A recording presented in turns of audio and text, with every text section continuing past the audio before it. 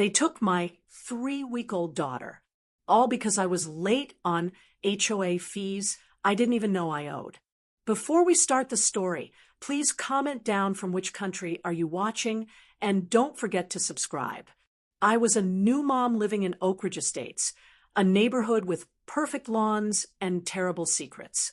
I never imagined that moving here would lead to the worst nightmare of my life, or that I would end up bringing down an entire criminal operation pretending to be a homeowners association. 6 weeks ago, I moved into Oak Ridge Estates with my newborn daughter, Lily. Fresh start, new neighborhood, new life. The house wasn't fancy, but it had a nursery with a window that caught the morning sun. Perfect for us after escaping my toxic marriage. The realtor mentioned an HOA, but said it was standard stuff: lawn care rules, exterior paint approval, the usual boring guidelines. The first warning sign appeared 3 days after we moved in. A woman in a crisp blue blazer knocked on my door while Lily was finally napping. She introduced herself as Monica, the HOA president.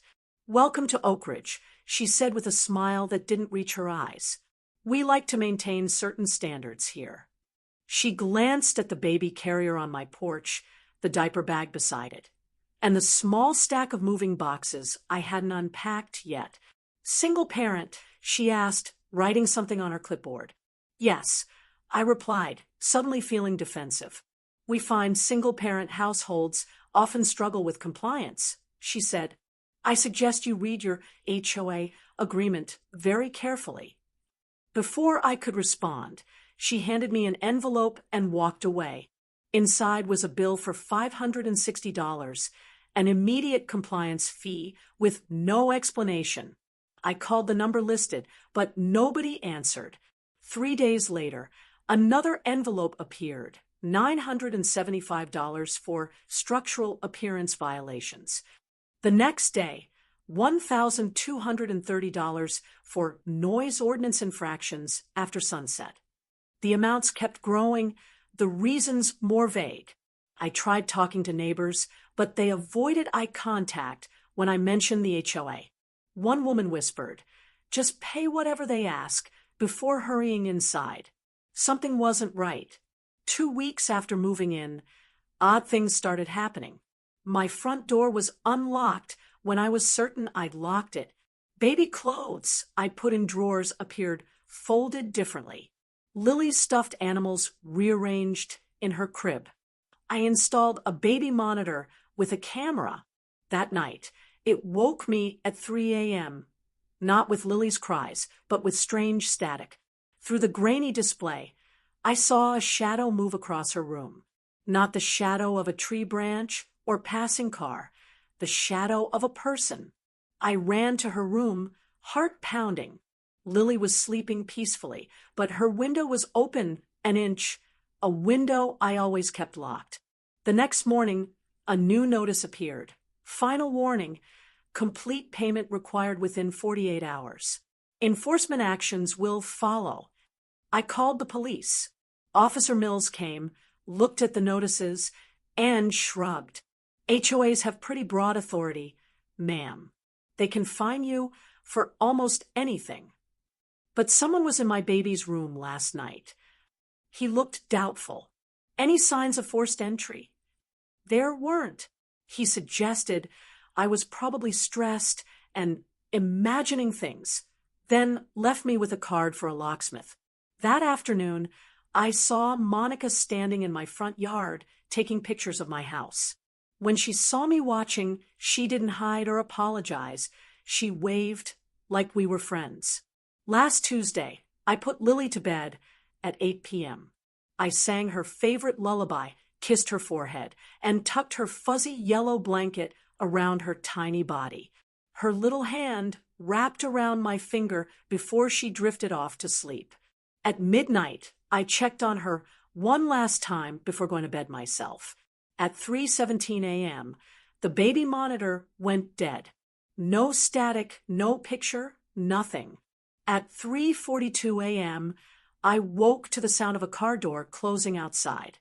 Through my bedroom window, I saw a black SUV with HOA security painted on the side pulling away from my house. Something hit me like lightning. I ran to Lily's room. Her crib was empty. The yellow blanket was gone. In its place was a printed notice, property seized for non-payment. Total amount due, for $1,875.92. Contact HOA offices for retrieval instructions.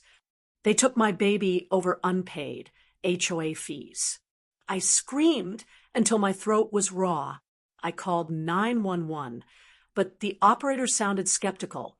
When I said the HOA had kidnapped my baby, they sent Officer Mills again. He looked at the note and frowned. "This isn't how evictions work," he said. "Finally, HOAs can put liens on your property, foreclose in extreme cases, but they can't just take your belongings. And they definitely can't take a child. Then help me find her." I begged. He radioed in, but said without evidence of forced entry or witnesses, there wasn't much they could do immediately. He suggested I go to the HOA office in the morning. I couldn't wait until morning. My baby was missing. The HOA office was located in what they called the community model home at the end of our street. I'd never seen anyone showing the house to prospective buyers. Now, I understood why. I parked across the street and watched. At 4:30 a.m., the black SUV pulled into the garage. Two men in uniforms that looked like police, but weren't, no badges, no name tags, just HOA enforcement patches, carried a baby carrier inside. I wanted to rush in, but I needed backup. I called the only person I knew would believe me, my brother Jack, a former military police officer who lived an hour away. While waiting for him, I took pictures of the SUV, the house, the men going in and out. Jack arrived at 6 a.m., grim-faced and focused. He brought a small camera and his friend, Tanya, a lawyer who specialized in housing disputes. "This is illegal on so many levels," she whispered as I showed them the notices. "This isn't a real HOA. These fines, these threats, none of this follows state law." "Let's get Lily first, then worry about legalities," Jack said. We approached the house together. Through a side window, we could see monitors displaying security footage of different houses in the neighborhood. One showed my empty nursery. Jack knocked firmly. Monica answered, dressed in the same blazer despite the early hour. "We're closed until 9 a.m., she said flatly. "You have my niece," Jack said. "A 3-week-old baby you took from her crib." Monica's face hardened. Any property seizure was done according to covenant regulations. If your sister has a complaint, she can submit form. I pushed past her. "Where is my baby?" The inside of the model home wasn't set up for house tours. It was an operations center, desks with computers, filing cabinets labeled by street address, a wall of keys marked with house numbers, and crying. I heard crying from downstairs. I ran toward the sound. Monica grabbed my arm, but Jack stepped between us. "Touch her again, and I'll have you arrested." I found the basement door and rushed down the stairs. The basement was divided into small rooms. In one, 3 cribs stood against the wall. A man in an HOA uniform was trying to feed a screaming baby. "My baby! My Lily! Get away from her!" I shouted. The man spun around, startled. "You can't be down here." I grabbed Lily from his arms and held her against my chest. She immediately calmed, recognizing my voice, my smell. The man reached for his radio, but Jack appeared behind me. "I wouldn't," he warned. Upstairs, I could hear Tanya on the phone, her voice steady and clear. "Yes, officer, I'm reporting a kidnapping at 1842 Oak Ridge Drive. Multiple suspects. Infant victim recovered but still on scene. We need police immediately." Monica appeared at the bottom of the stairs, no longer calm. "You don't understand. This is all legal. The covenant agreements give us the right to seize property for non-payment." "She's not property," I spat. She's my daughter. We're providing a service, Monica insisted, maintaining neighborhood standards, keeping out undesirables. Some people just aren't cut out for this community. And who decides that? You, Jack asked. A thin smile crossed Monica's face. We have backers, important people who understand what we're doing. What you're doing is called kidnapping, Tanya said, joining us. And I count at least 15 other criminal violations just from what I've seen in the last 5 minutes. The police arrived with sirens blaring, not just Officer Mills, but 6 patrol cars and a detective. This time, they believed us. As they searched the house, the truth emerged. This wasn't just about my baby. The HOA had been running a sophisticated scheme for years. They targeted vulnerable homeowners, single parents, elderly residents, people with medical debt, with manufactured violations and escalating fines. When people couldn't pay, things were seized: cars, furniture, appliances, all sold off-market for profit. But we discovered something worse in their files: records of 3 other infants and 2 toddlers who had been temporarily removed from homes and placed with approved families after parents couldn't pay. They were selling children. The detective found documents linking the operation to a fake adoption agency 3 states away. The HOA fees were being funneled through shell companies. The entire neighborhood had been terrorized into silence. Monica and 6 others were arrested that morning. As they led her to the police car, she looked at me holding Lily and said, "We were giving her a better life than you could." I held my daughter tighter. No one can give her what I can. No one. The investigation took months. With every warrant, every search, the case grew bigger. The fake HOA had been operating in 3 different neighborhoods across 2 counties. Dozens of families had lost property. 5 children had been illegally placed with families who thought they were adopting through legitimate channels. The district attorney filed multiple charges: kidnapping, extortion, fraud, forgery, operating a criminal enterprise. 17 people were indicted, including 2 real estate agents who had targeted specific buyers for the scheme and a county clerk who processed the fake HOA paperwork. The preliminary hearing was yesterday. I sat in the courtroom. Lily sleeping against my shoulder, now 6 months old and unaware of how her little life had almost been stolen. Monica and her co-defendants sat stone-faced as the prosecutor outlined the case. This was not simply fraud, she told the judge. This was a calculated operation targeting vulnerable families, using the guise of authority to prey on people trying to build homes and lives. And in the most egregious cases, they stole children. Not property, children.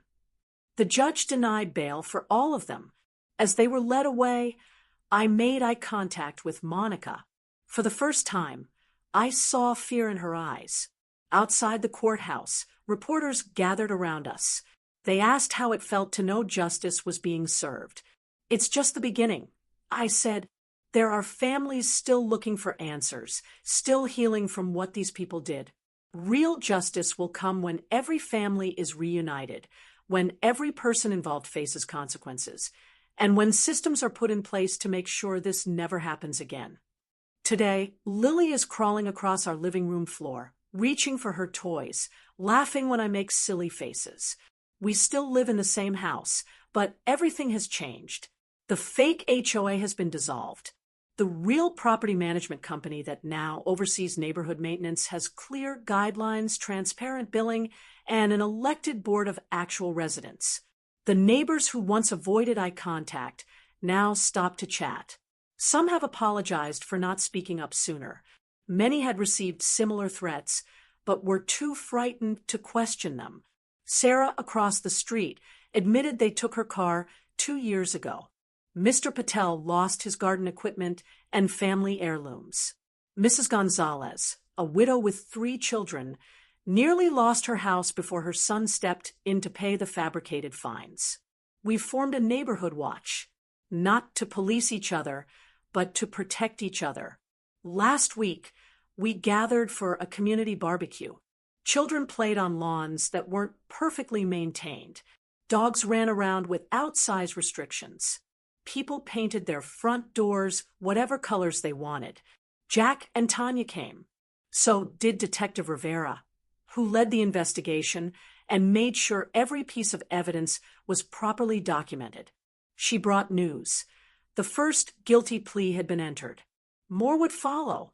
You know, she said quietly as we watched Lily playing, cases like this usually don't end so well. If you hadn't acted when you did. I nodded, unable to finish the thought. The criminal trial starts next month. All 17 defendants face years in prison. The FBI has expanded the investigation to look for similar operations in other states. I've been asked to testify. I will tell them everything. The escalating notices, the strange happenings in my home, the night they took my child, and the morning I got her back. I'll tell them about the documents we found, the other families affected, the lives disrupted and nearly destroyed by people abusing power they never should have had. Most importantly, I'll make sure they understand this wasn't just about money. This was about control, about deciding who belongs and who doesn't, about using fear to silence an entire community. When Lily is older, I'll tell her this story too, not to frighten her, but to teach her that injustice thrives in silence, that authority should always be questioned, and that one voice can start the chain reaction that brings down even the most elaborate schemes. Tonight, as I tuck her into her crib, the same crib they took her from, I whisper promises in her ear, that she is safe, that she is loved, that her mother will always come for her, no matter what, and that sometimes justice doesn't just arrive. Sometimes you have to chase it down and demand it. The yellow blanket is still wrapped around her, washed and mended, but bearing the marks of that terrible night. Like us, it survived, and like us, it will carry those scars as reminders of what we endured and overcame together. Outside, porch lights glow in windows up and down the street. Neighbors watching out for neighbors. A community rebuilt on truth instead of fear. They thought I would break under pressure, that I would be too afraid to fight back. They underestimated a mother's love, a community's resilience, and the power of people who refuse to be silenced. The HOA's fake cops kidnapped my newborn baby over unpaid fees. Now they're facing criminal charges, and I'm making sure they never terrorize another family again.